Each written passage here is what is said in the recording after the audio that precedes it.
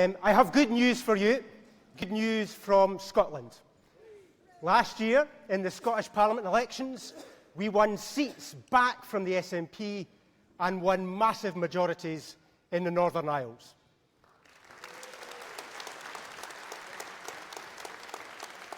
In May, we won seats on Scottish councils and now have a hand in running 4 councils, including Argyll and Bute, led by our very own Aileen Morton. And in June, we went further and secured victory in Edinburgh West with Christine Jardine, in Caithness, Sutherland and Easter Ross with Jamie Stone, East Bartonshire with Joe Swinson, who's just arrived in the room, and Alistair Carmichael is back with a big swing and an even bigger majority. 3 new members of Parliament, or as I prefer to describe it, quadrupling, with just 2 more votes in North East Fife. 2 votes. Elizabeth Riches would have joined that wonderful team of winning members of Parliament. Elizabeth, thank you for your work ethic and your dignity. You are a credit to our party.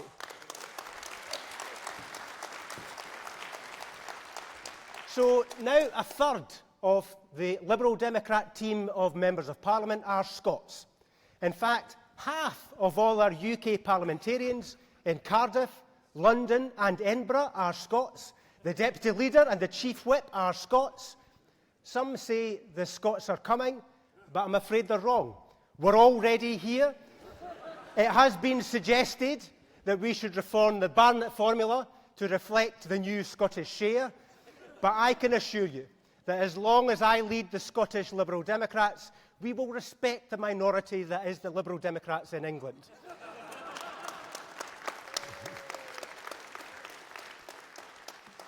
So we won seats in Holyrood, we run more councils, and we have more MPs.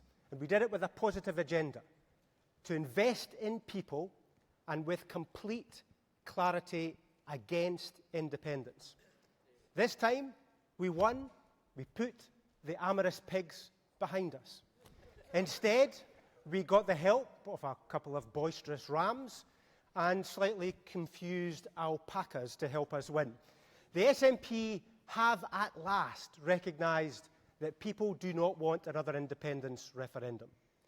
It is 3 years to the day since the last one. The SNP have cooled on the idea, and that is thanks to everyone who campaigned and voted for the Liberal Democrats. People who voted for us in June can see the positive results already. And thanks to the Liberal Democrats, the SNP are on their way out too.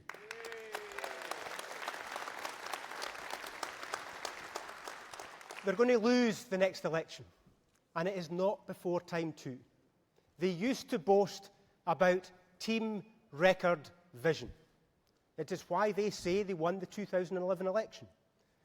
For those unfamiliar with the performance of the SNP government, let us look at that mantra now. The vision. That was independence, and it is gone, at least for now.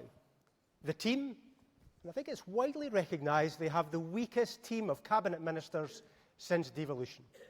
And record. Scottish education used to be the pride of the nation. It was seen across the world as the gold standard. Now it has slipped down the international rankings. Scottish policing used to operate with public consent. Local forces connected to their communities. Crime levels at a record low. Now it is in complete turmoil. It's been through 2 chairmen, a chief executive, a chief constable, and its second chief has stepped aside. And that's just in 4 years. The NHS is something Scots cherish. It's part of our very being. But now people wait for weeks to see a GP, consultant vacancies are growing, and we're short of nurses. And waits for young people needing mental health support are up to 2 whole years. on education, on police, on health. Their record is not something to crow about. They have no vision, a weak team and a poor record. By the SNP's very own test, they are failing. They are spending more time obsessing about power and control than delivering on health, on crime and on education. People are fed up waiting on the SNP to deliver on their promises. And they will tell them, loud and clear, your time is up.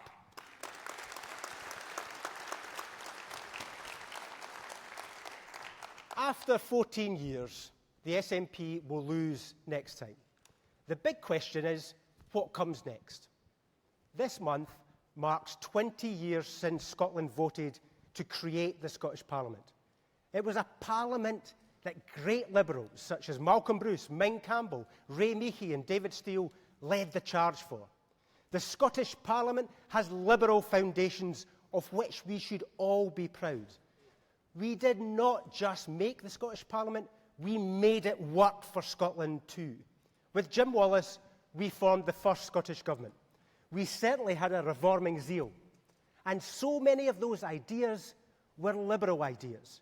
I still recall Labour turning up to negotiations after the first elections with a thin letter asking if we'd like to join a Labour government. Boy, they were arrogant at that time. Not so much now. We rejected that idea and insisted on imprinting Liberal Democrats onto every page of a joint programme for government. And together, we achieved so much.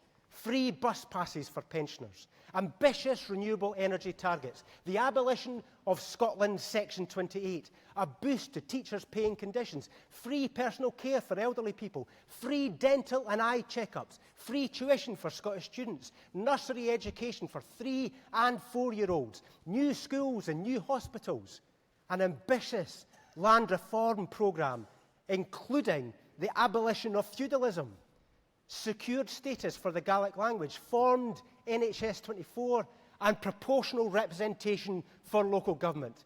This was an active government, focused on the day job, not distracted by independence, determined to deliver change for the long term, not calculating everything for short-term advantage. That is what government's about. That is what the Liberal Democrats are about. Just like in 1999, we will be ready for change that will come next time.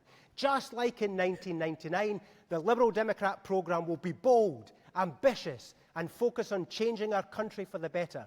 Just like in 1999, we will be ready to win.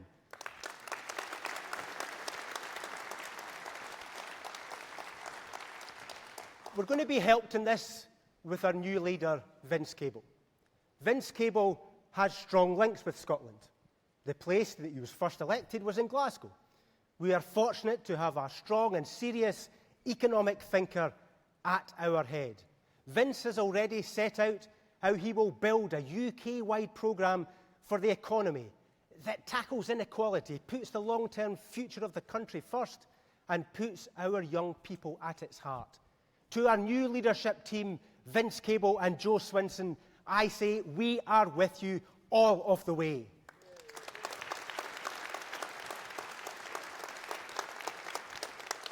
And our party's unique stance on Brexit meets the Liberal need of change against isolation and divisiveness.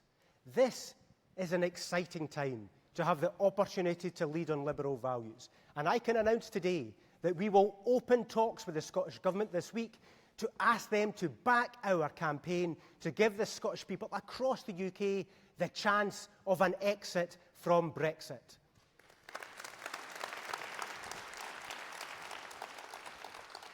And I just want to say to Tim Farron, he always gave us the support, the encouragement, and the campaigning energy. Tim inspired on refugees, on social care, and on Brexit. He recruited more new members than any other leader. He won more MPs, and he built up our party when it needed it most. I will always be grateful for Tim's leadership and his commitment.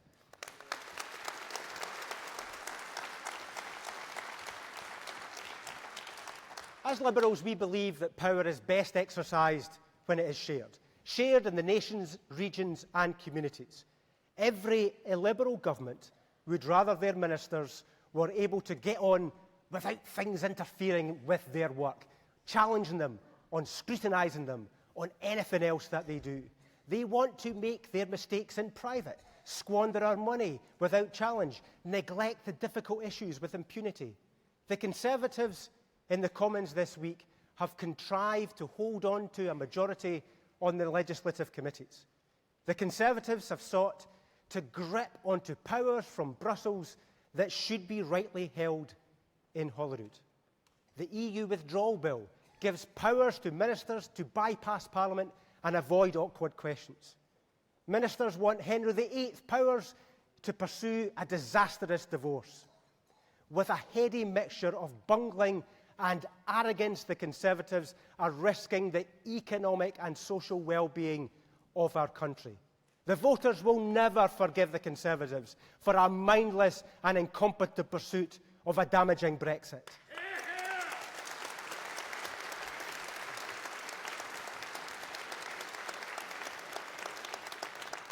We are sick of the sight of the Conservatives sailing HMS Brexit past the Needles Lighthouse out to sea in the search of new colonies.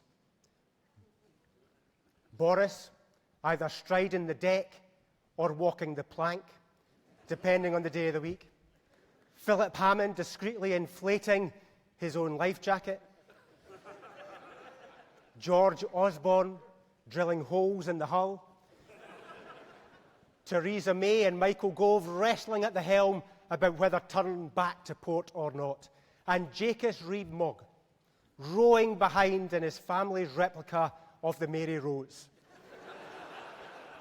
It's much less Christopher Columbus and much more Captain Pugwash.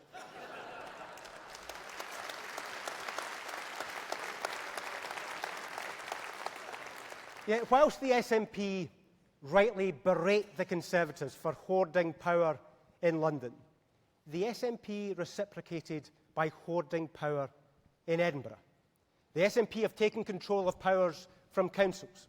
They have taken control of the fire service. They have taken control of the police, of social care, of enterprise and economic development. We hear that they want highways too. And now they are planning to take control of education. So that leaves all of the big services out of the democratic hands of local government. So I want to give a warning about what it means when you take all of that together. Councils came together in the 1980s to help form the Constitutional Convention, to challenge the Thatcher government and to draw up plans for devolution. The SNP Scottish Government is on a path to strip out of public life the challenging voice of Scottish local government. Just like the Conservatives, they are opposed to challenge. So that is a threat to the existence of local councils. We will lose local accountability, local services, and the combined clout to challenge government. The SNP are dismantling local government, and Liberal Democrats will stand up to them.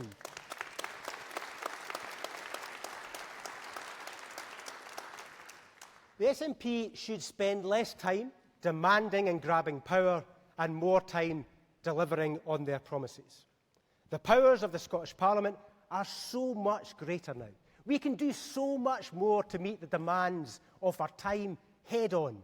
These are the powers we argued for, so we are well placed to make the best use of them.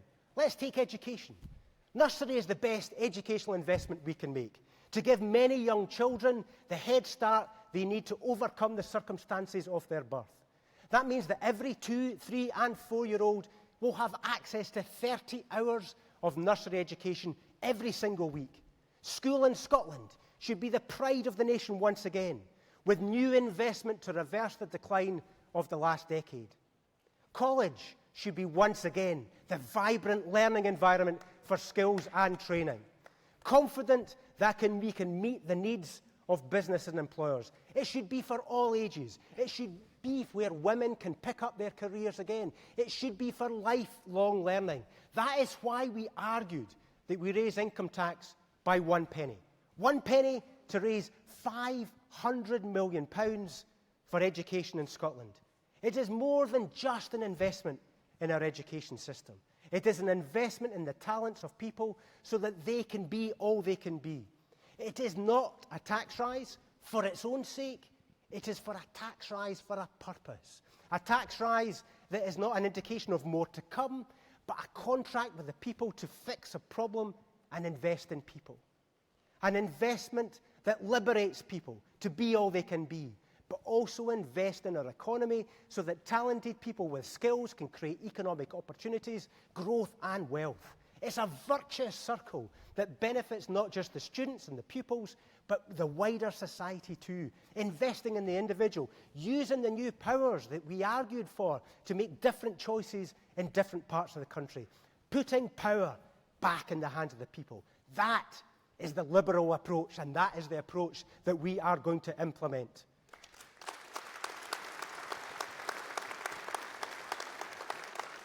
Our 8 years in government in Scotland set out what can be done with the Parliament. And the response to the challenges of today must be a liberal response. When nationalism threatens with Brexit and Trump, the response must be an open, tolerant and generous one. When climate change threatens with hurricanes and floods, the response must be to protect our planet for tomorrow rather than plunder it for today. When the economic growth of China sometimes threatens people's human rights, our response must be to stand with the oppressed, not surrender for a few jobs. When some companies offer poor working conditions and pay, our response must be to invest in higher standards and better pay. When people struggle to cope with poor mental health, we must be there for them. When people are hungry for knowledge and training, we must invest in their talent through education. When the arrogance of government seeks to hoard power in the centre, we must hand it back to the people. We will build a platform that delivers an open, liberal, environmentally friendly, economically sustainable and fair society, where people have the chance to be all they can be, to live as they wish. It is about the generosity of spirit. It is about sharing. It's a fresh, bright approach to make Scotland the best again. Change is coming in 2021. With policies like this, with ambitions this great, with determination to change, we are winning again. Winning at Holyrood, Westminster and in councils. Liberal Democrats have a big role to play in the future of our country. We made the Scottish Parliament 20 years ago. We forged the first Scottish Government, delivered radical change. We crafted the new powers that Parliament now has. We have the responsibility and the opportunity to craft the new platform for change, moving on from the divisions of independence, moving up for our country. That is the liberal response to the challenges of today, and we should shout it from the rooftops. Thank you.